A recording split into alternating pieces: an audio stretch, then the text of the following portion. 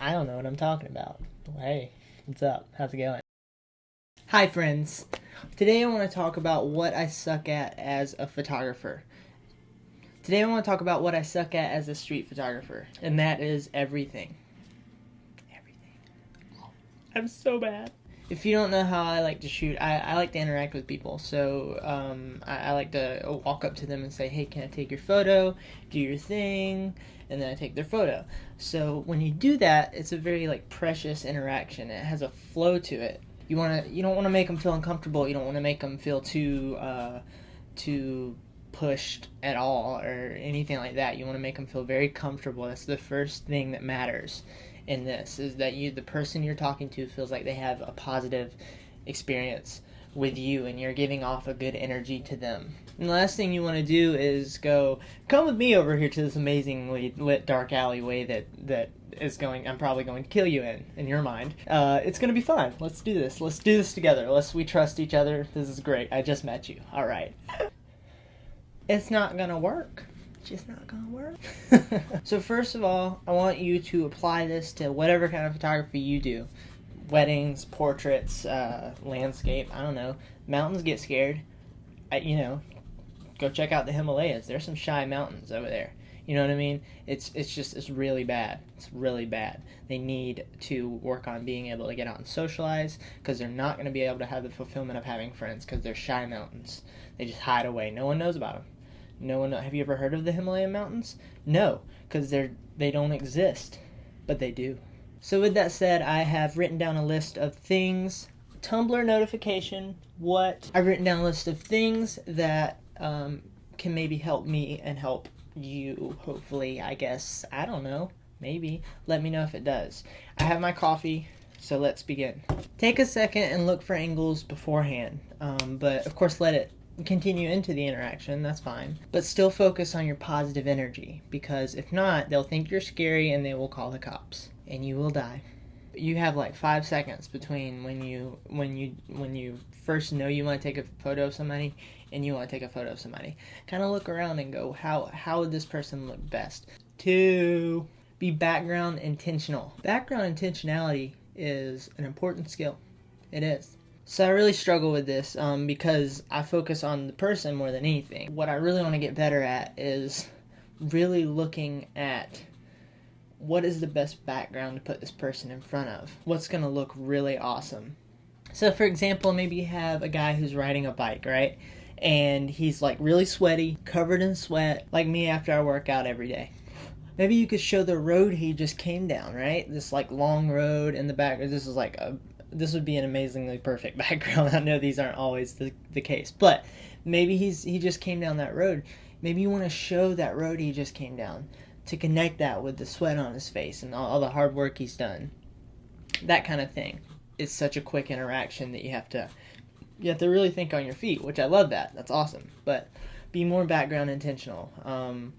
Really focus on that. It is more important than coffee. Just kidding. Not really. Ever. 3. Find a spot and wait for somebody. Brandon Stanton of Humans of New York is really good at this. He has a lot of photos in his book where he talks about how he found a spot, and then as people would walk by, he'd go to them and say, would you, could you, I'm trying to take a photo here, could you be part of my photo?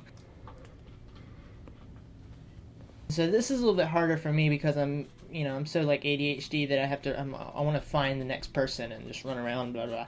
But patience is so underestimated in photography. So important. Let the background be the first focus and then put somebody in front of that background. That guarantees the best looking photos in street photography, in my opinion. Anyway, moving on. So when I was originally thinking about this, I was thinking to kind of say always push yourself out of your routine, but I decided to switch it up and say balance your routine with spontaneity. So find that balance, because you can have too much of a routine and always get the same shots. I struggle with that only in the situation of street photography because it's such a quick thing and your mind will default to a certain shot. So for example, I just took a photo of a girl who was downtown, and she had this really awesome little mini hair fro thing going on. It was awesome. She had a fro picks. Does this exist anymore? Hair pick? I don't know. It was comb. You know the you know what I'm talking about. Anyway, and she had a really just like beautiful face expressions. So I really wanted to focus in on her face. So as I was going to take the photo, I was doing this my normal kind of, you know, a little bit of foreground, a little bit of background. But I decided it was her head and her face that I really wanted to focus in on. So I was like, I got closer. That really was awesome because I think what I got out of it was a really awesome photo. It's one of my favorite photos I've taken so far. I love it. So in the end, I think it's all about, you know, balancing these three parts of your brain, which is the technical side, the creative side, and the interaction side. And that, like, this applies across the board with photography, right? Technical side, simple. Know your camera before you get there. Creation side and the interaction side, you balance as you're going, right? So you have the creative side, which is trying to get this really awesome shot that you see in your brain and creating that. And the interaction side is making the person feel comfortable and maybe making them feel like you're not there if that's what you're doing, or making them give you a really authentic smile or a really authentic look, whatever, guiding them through this process. In the end, the goal is to make them feel as uncomfortable as possible and make them literally cry by the end. Because we all know crying are the best photos. You can just make up a story. But here, my cat just died, you know, and then boom, everybody reshares it, reblog, blah, blah, blah, blah, blah, blah, like, and people's lives are changed forever because they had that same experience. That's all I got for today, guys. If you're watching this, thank you so much. You rock. Let me know your thoughts. Let me know if I'm completely ridiculous. I should quit photography. This is really bad. I should go work at a sock making factory and make socks all my life. Sew my finger to a sock accidentally. That's all I'm going to amount to. So, anyway, share your thoughts. I want them all. I want all of them. And like this, because if you like this, that means that a baby whale gets a free sandwich. And that's, I think, what we all want at the end of the day. I love you guys. See you later. This is a piece of chicken.